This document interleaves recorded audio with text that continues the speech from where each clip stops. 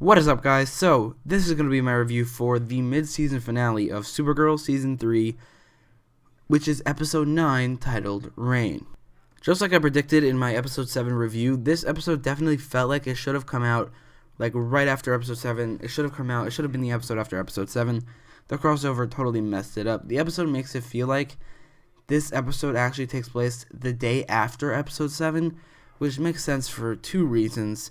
First of all, in the last episode, Supergirl went to Earth 1 for at least 2 days, but probably more. She was there for 4 different episodes, maybe even 4 whole days, maybe even a whole week. I don't know. And usually some time passes in between episodes.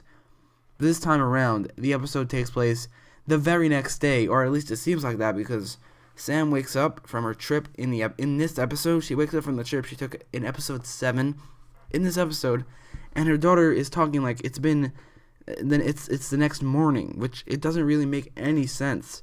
This episode should take place like 2 weeks after Episode 7, not the next day. This episode totally disregards the crossover. It never even mentions or references the crossover. It honestly feels like the crossover never happened if you're watching this episode, which is an episode after the crossover. The crossover definitely impacted all the other 3 shows, with the marriage of Iris and Barry for The Flash, and also Felicity and Oliver's marriage for Arrow, and Stein's death for Legends. But the crossover did not impact Supergirl in the slightest. Really, if you only watch Supergirl and no other Arrowverse show, Episode 8 was 100% a filler episode. You could just skip it, and the whole season would be no different. And that's a little frustrating. That might be the show's fault. It's not frustrating that the crossover is filler. It's frustrating that it's filler and they don't even mention it, making it feel like it never even happened. Like, it's both the crossover's fault. It's like an issue on the crossover and an issue on this episode. I definitely feel like the crossover should have and could have came out like Episode 10. That could have been the crossovers, because it just destroys the momentum that Episode 7 built for all 4 of these shows, or at least The Flash and Supergirl. Definitely, they built up the tension for the main villains, and then Episode 8 came around and totally ruined that momentum they had. And then on Supergirl, they act like the crossover never happened, and that's honestly pretty frustrating. But moving past that glaring error, this episode was a pretty solid mid-season finale. So we learned more about the Legion of Superheroes right at the beginning of the episode, which again doesn't make a lot of sense because it's been 2 weeks since they came to this Earth, since they came to this time. I mean, so it doesn't make any sense that these characters are only telling them why they're here now after 2 whole weeks. Obviously, it kind of makes sense because Supergirl went to Earth 1 for a week, but then again, there was a week between Episode 7 and Episode 8. Or presumably there was, so it doesn't make sense it just doesn't make sense that they're telling them why they're here now after 2 whole weeks of being here. But we learned more things about the Legion of Superheroes, like, first of all, Mon-El is the one that formed it, along with Saturn Girl and presumably Brainiac 5 and other members, we don't know. And we also learned that Supergirl was the inspiration for the Legion instead of Superman. Now, I'm not the biggest Legion of Superheroes fan, and I just know of them. I watched the cartoon when I was little. But I could see why, if you were a huge fan, you would be a little frustrated by this. Because they changed everything about the Legion. Like Mon-El and Saturn Girl being married, when in the comics, the 2 of them were married to Shadowlass and Lightning Lad, respectively. And now they made Mon-El a founding member, instead of it being either Cosmic Boy, Lightning Lad, and Saturn Girl, or on the cartoon they did Saturn Girl, Brainiac 5, and Lightning Lad. But that part doesn't bother me. The part that does 100% bother me is they made it so that Supergirl was the inspiration for the Legion instead of Superman. And that's honestly so frustrating. Supergirl makes it seem like Superman is such a minor character in comparison to Supergirl when he's just not. They give her all his villains, all of his stories. They make her stronger than him. It's honestly so annoying. And like the story thing, they just take away everything that Superman has and give it to Supergirl, which is just it's frustrating. It's stupid. It's it's just annoying, frustrating, and stupid.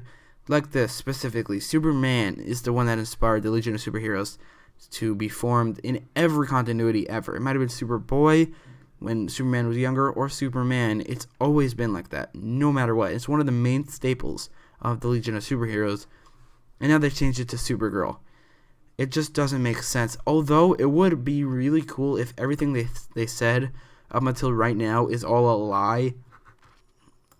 Like, they came to 2017 on purpose in order to help Supergirl fight Reign, or make sure she doesn't die at the end of the episode, or something like that. And in order for their plan to work, they have to tell Kara that, first of all, Mon-El and Imra are married, so that Kara wouldn't pursue Mon-El and leave him alone so he could sneak around and do whatever he has to do on this mission. And also tell her that she helped inspire the Legion, so they wouldn't call Superman, because if they heard that Superman inspired the Legion, they would probably call him. I just feel like that's something they would do, and I feel like the Legion think also that that's something they would do. But the reason they don't want Superman to come is that he would probably die fighting Reign. He's even weaker than Supergirl in this universe, which is stupid, but, that's the truth in this universe. So he would probably have died, even if both of them, because in the fight, which I'll talk about later, Reign really, Supergirl was all bloody. Reign had not a scratch on her. So I think Supergirl and Superman together couldn't have beaten Reign in a fight. Reign would have killed both of them. So then the Legion, and then Superman dies, and because in this universe the Legion actually was inspired by Superman, telling that the Legion was inspired by Supergirl was a lie. That if Superman died, the Legion would never be inspired to be, so they can never go back in time and do the mission that they're currently on, and that would create some sort of paradox. So, you know what? That makes so much sense to me. And also, telling Supergirl that they came to the 21st century by mistake. I don't know why they would lie about that, but I definitely think they came to the present day with a plan on purpose. Like, what are the chances that the bomb was directly under the ship? No, the other way around. The ship was directly under the bomb that just happened to fall right. It slided right onto the ship. They definitely put that ship right in the spot because they knew that bomb would hit them, giving them the opportunity to say that they got here as an accident. Again, I don't know why they would say that. Maybe just because Supergirl wouldn't think to like either stop their plan or help on their plan. Probably stop their plan. So this is my theory. I really hope it comes true, but let me know if you agree with it. Now, let's talk about the name of the episode, and that's Reign. I love the lore behind Reign. She was basically the devil of Krypton. I think that's really cool. I just realized, by the way, that Supergirl is following the trend of the Arrowverse shows with their third season. With their third season villain is like a god with a sort of following. First of all, there's Ra's al Ghul on Arrow Season 3, who had a following, the League of Assassins. Savitar was a god because he called himself a god, and he had those acolytes followers, and Dr. Alchemy. Dr. Alchemy wasn't those acolytes. And then even Mullis, which I think is Savitar, he calls himself a god, and he has a group of followers with Damien Dark and Nora Dark and all those people. And now here's Reign, who is 100% a god. She is one of the gods of Krypton. She's basically the devil of Krypton, and that's 100% a godlike character. I think that's a really cool trend they've been doing so far. Although Savitar and Ra's al Ghul weren't the greatest villains, Savitar was okay. Ra's al Ghul was honestly pretty bad, but I think Ra's al Ghul and Savitar weren't great because they weren't developed well. Ra's al Ghul was in 10 episodes total.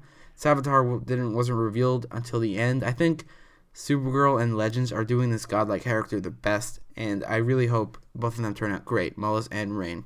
Her costume honestly looks a lot better in action than I expected it to. Like, it looks so much better in action than it did just in the pictures. I still think they should have added a little bit more color, especially on the logo.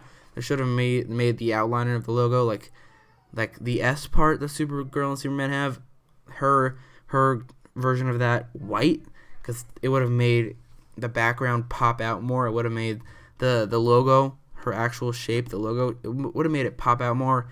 It would have made the costume one of the best costumes, or definitely the best Supergirl villain costume, because so far they've been pretty lame. This one, it's not terrible. It's actually pretty good, especially in action. but it could have been so much better with just a little bit more color. And then the actual fight between Rain and Supergirl was pretty brutal and intense. It was a really enjoyable fight to watch for the most part. It was a little weird how at the beginning of the fight there was the Christmas music in the background, and then it shifted to this crazy fight music, like sad dramatic music in the background at the end of the fight. It was a little weird, the transition, but the fight in general, just looking over the music in the background, which by the way the music was pretty good at the end, but the transition between the Christmas music and the dramatic music, it didn't really work. But the fight was pretty great. The effects looked really good, with Rain and Supergirl zipping around just punching the crap out of each other. It was probably the most brutal fight in Supergirl history. Supergirl was just bloody, was really bloody at the end, and the way the fight ended was so good, with Rain just beating the crap out of Supergirl the whole fight, which is pretty reminiscent of the season 3 mid-season finale of Arrow, where Ra's al Ghul completely obliterated Oliver and almost killed him. Honestly, I remember him killing him 100%. I don't know how Oliver could have survived that. I don't really remember how he came back to life, but I'm just going to say that he didn't die. So Ra's al Ghul almost killed him. And the same thing here with Rain. She almost killed Kara, because in the trailer for the next episode, it seems like she's in a coma, which I think is a pretty big spoiler. I didn't expect them to kill her off, but I think it still would have been like some suspense, some waiting for the next month, thinking, well, is she dead or not? But in conclusion, the main story of the episode was really great. The Legion of Superheroes part was mostly great, but they've made too many huge changes from the source material.